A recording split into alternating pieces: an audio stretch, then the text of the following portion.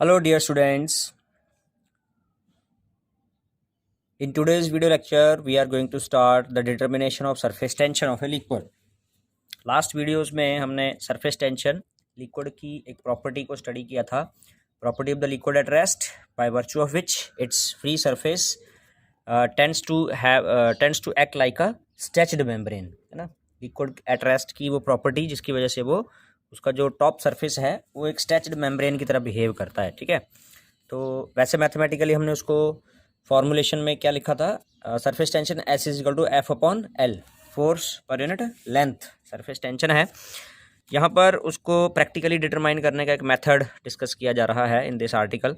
The article is determination of surface tension of a liquid, एक liquid की surface tension को determine करना। Okay, so the explanation given here is take a flat vertical glass plate of length L. ये है एक vertical glass plate, है ना, जिसकी लेंथ एल है, and suspend it vertically from one arm of physical balance. एक physical balance से इसकी एक साइड से इसको सस्पेंड करना है, लटकाना है, ठीक है, with the help of string, एक धागे की हेल्प से। Place a vessel of liquid whose surface tension is to be determined. और जिस कंटेनर में जिस लिक्विड की सरफेस टेंशन को हमने डिटरमाइन करना है वो वाला वेसल कंटेनर इसके नीचे रखा जाए, ठीक है। दिस वन इज, ये वो वेसल है, कंटेनर है जो इसके नीचे रखा हुआ है और इसके अंदर वो लिक्विड है जिसकी सरफेस टेंशन को हमने डिटरमाइन करना है। Adjust suitable weight on the pan, और इधर जो फिजिकल बैलेंस के साथ इधर एक पैन लटकाया हुआ है, यहाँ एक वेट इस तरह से एडजस्ट करो कि जो आपका ये बीम है ये हॉरिजॉन्टल रहे, ठीक है। So that the beam of the balance is horizontal, that is the plate is balance, ताकि ये प्लेट बैलेंस रहे। Now raise the level of the vessel such that the liquid in vessel just touches to the glass plate. अब धीरे धीरे इस vessel को इसको raise करना है, धीरे धीरे इसको ऊपर ले जाना है ताकि जो लिक्विड का लेवल है वो इसको टच करे, ग्लास प्लेट के नीचे वाले सरफेस को टच करे। Okay, glass plate. Now the liquid pulls the glass plate down because the surface tension. जैसे ये लिक्विड इसको टच करेगी, यहाँ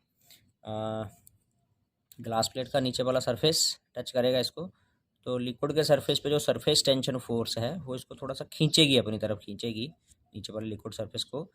तो थोड़ा सा ये बीम जो है वो जो पहले हॉरिजॉन्टल हमने बैलेंस किया था वो थोड़ा सा टिल्ट हो जाएगा, थोड़ा इस तरफ को झुक जाएगा, ठीक है। तो इसको फिर से बैलेंस करने के लिए इधर हमने वेट रखना है, add extra weight, W is equal to M G in the pan attached. Pan में कुछ एक्स्ट्रा वेट डालेंगे अब हम, ठीक है, on the other arm, this one here, to so that the plate just clears the liquid, ताकि जो plate है वो लिक्विड को छोड़ दे, क्लियर्स का मतलब छोड़ दे, फिर से उसी तरह से हॉरिजॉन्टल सिचुएशन में आ जाए।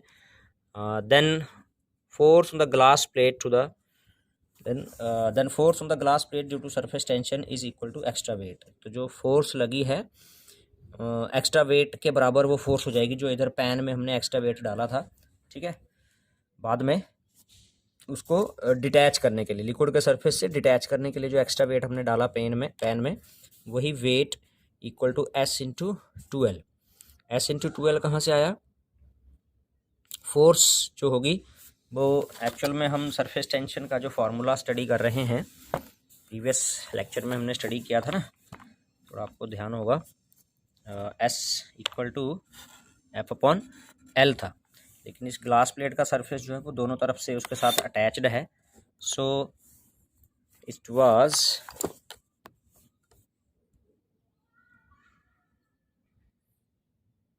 तो इसमें सरफेस टेंशन एस हमने स्टडी किया था, एस हमारे पास आया था फोर्स अपॉन लेंथ, है ना। और इस केस में जो डायग्राम बना हुआ है उसमें दोनों तरफ से जो उसकी लेंथ है प्लेट की वो अटैच्ड है लिक्विड के साथ, तो 12 हो जाएगा, यानी कि ये फोर्स जो होगी एस मल्टीप्लाई 12 आ जाएगी, ठीक है। और दूसरी तरफ हम पैन के माध्यम से इसको जो मेज़र कर रहे हैं इस फोर्स को, ये उस वेट के बराबर है जो वेट हमें रखना पड़ रहा है बीम को बैलेंस करने के लिए, हॉरिजॉन्टल सिचुएशन में लाने के लिए, ठीक है। तो इन दोनों को अगर हम कंपेयर कर देते हैं तो आपके पास आ जाता है S multiply 2L equals to M G, है ना। और यहाँ से s कितना आ गया mg/2l। ठीक है, तो ये है वो फार्मूला, यहाँ पर देखेंगे आप जरा। So here is the formula for surface tension determination mg/2l। So the surface tension of liquid air interface can be determine. तो इस तरह से लिक्विड एयर इंटरफेस की सरफेस टेंशन को हम डिटरमाइन कर सकते हैं। ओके,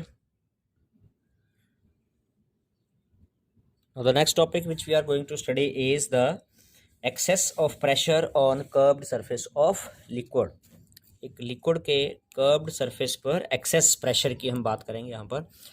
तो लिक्विड के जो सरफेस हो सकते हैं यहाँ पर 3 कैटेगरीज में दिखाया गया है। एक तो ये फ्लैट सरफेस है इस तरह का, and one is concave upward, ठीक है, and one is concave downward कह सकते हैं, या कन्वेक्स अपवर्ड कह सकते हैं सरफेस को। तो ये दोनों सरफेसेस कर्व्ड हैं। इसके नीचे ये लिक्विड है सारी, हेयर ऑल्सो, ठीक है, और यहाँ पर इसके नीचे ये लिक्विड है सारी। तो कर्व्ड शेप में क्या है, लिक्विड का टॉप सरफेस है। This one is the top surface of liquid. ये लिक्विड का टॉप सरफेस है, कर्व्ड है।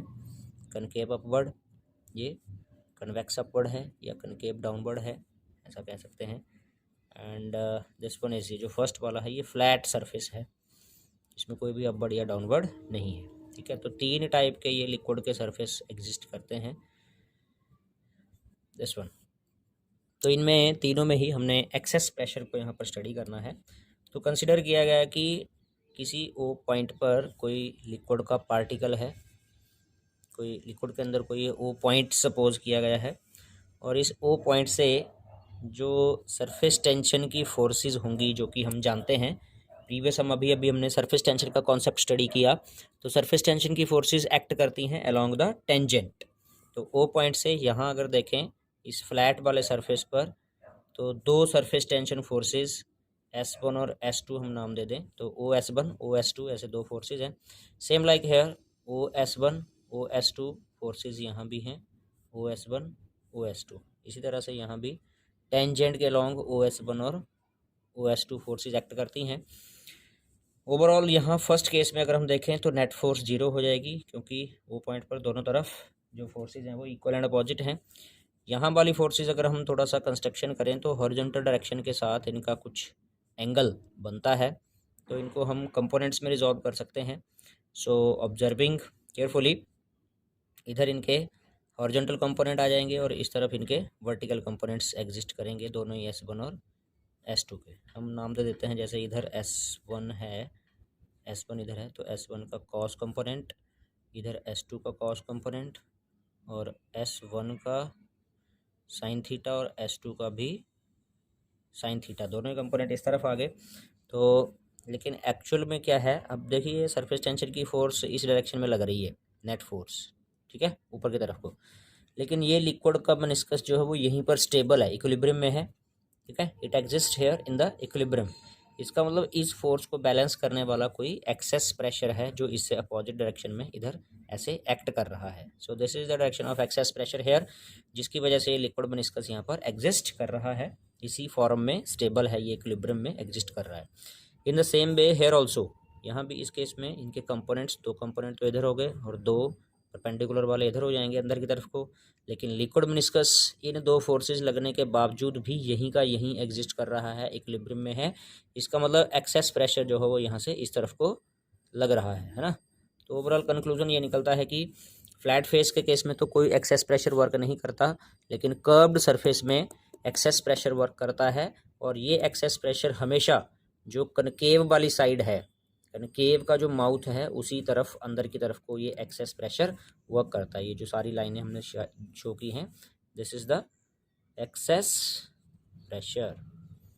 तो ये कंसेप्ट है कि कर्व्ड सरफेस के ऊपर एक्सेस प्रेशर वर्क करता है, and it is always toward the concave side of the liquid. Okay.